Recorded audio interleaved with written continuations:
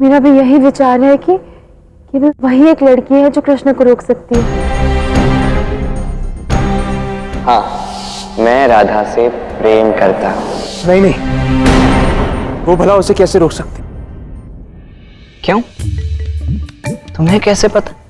तुम जानते हो उस लड़की को?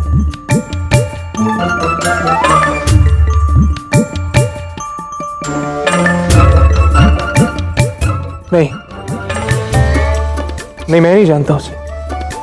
मैं तो केवल नहीं जानते ना, कोई बात नहीं। राधा, तुम कुछ जानती हो उस लड़की के विषय में? कुछ भी ऐसा जो? नहीं दाऊ, हाँ इतना पता है कि वो बरसाने से ही है।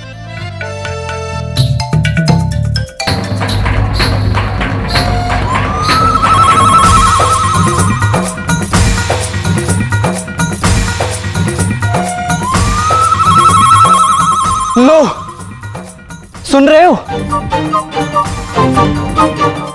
अब तो बारात भी आ पहुंची। अब इससे पहले कि कृष्ण कोई खेल खेल जाए, हमें कृष्ण की प्रेमिका को उसके सामने खड़ा करना होगा, जिससे वो उसे कुछ भी अनर्थ करने से रोक सके। बोलो, तैयार हो तुम लोग?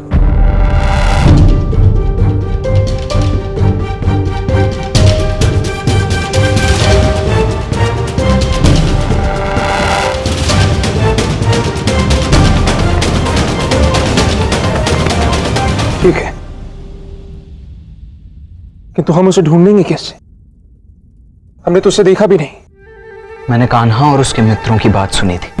कान्हा कह रहा था कि वो लड़की उस विवाह में पीले रंग की चुनरी ओढ़ कर आने वाली।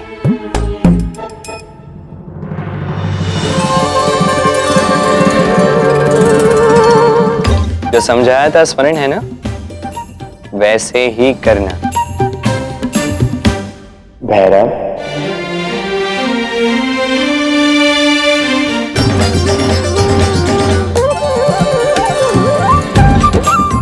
क्या कहूं भैरवी?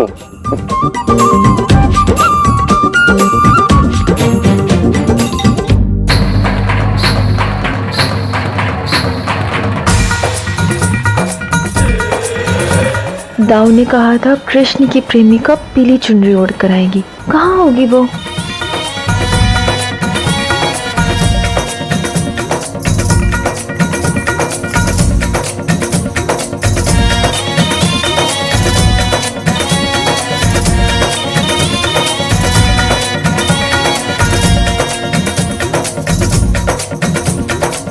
अयन, तुम्हारा ध्यान कहाँ पर है?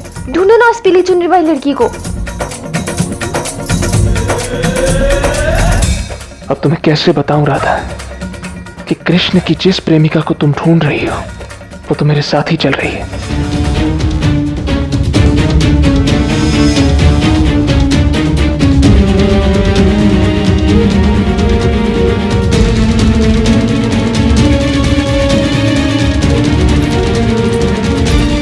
रुको,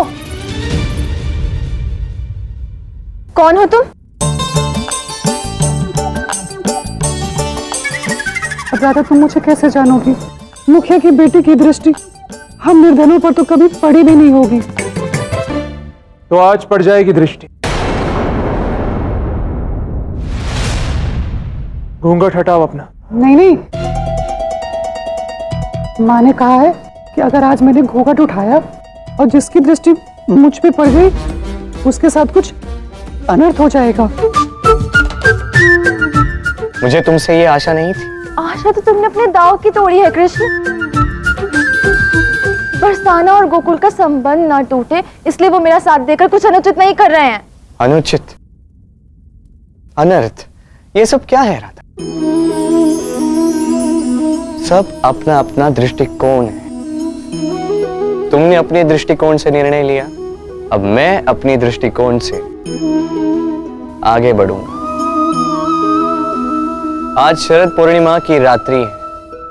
कहते हैं आज चंद्रमा की पहली किरण के साथ जो जिसका हाथ थाम लेता है वो जन्म जन्मांतर तक उसका साथी बन जाता है।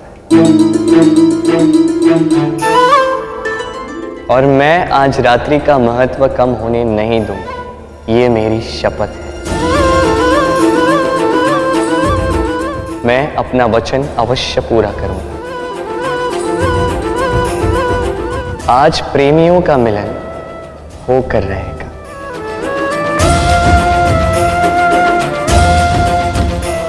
एक और मैं और मेरी प्रेमिका साथ में नृत्य करेंगे।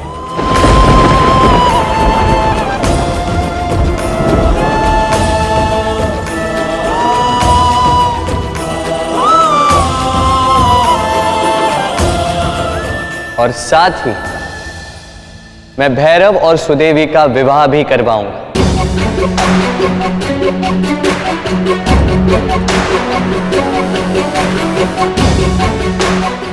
चलो प्रिय, इन प्रेम विरोधियों के मध्य में हमारा कोई स्थान नहीं।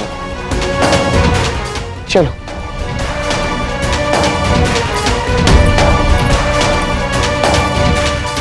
रुको, तनिक मुड़ के तो देखो कृष्ण, विवाह की रीति आरंभ हो चुकी है।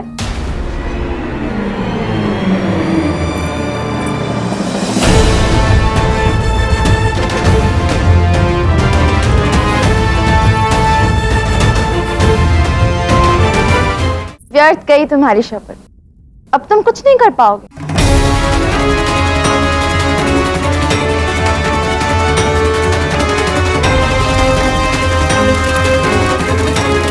चलो, ये विवाह आरंभ तो हुआ, और वो भी बिना किसी विघ्न के। देखना, सुदेवी का विवाह उसी के साथ होगा जिसके साथ निश्चित हुआ है।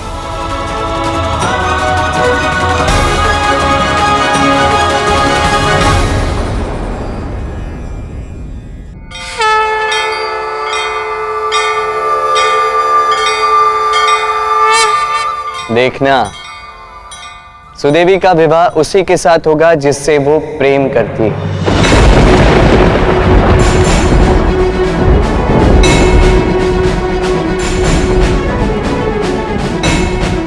एक,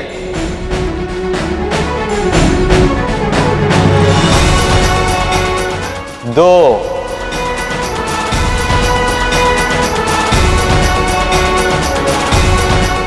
तीन, तीन, तीन, तीन।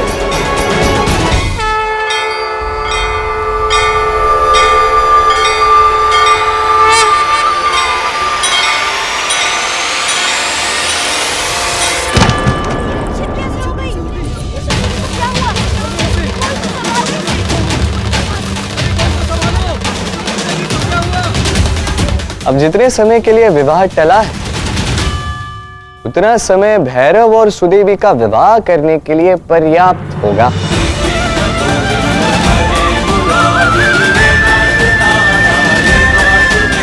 चले प्रेमिके।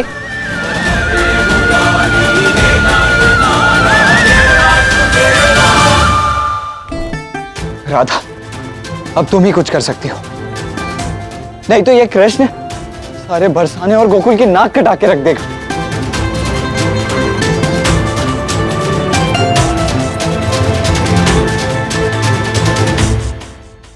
ये कृष्ण फिर से उलझा दिया इसने। इसके मन में चल क्या रहा है?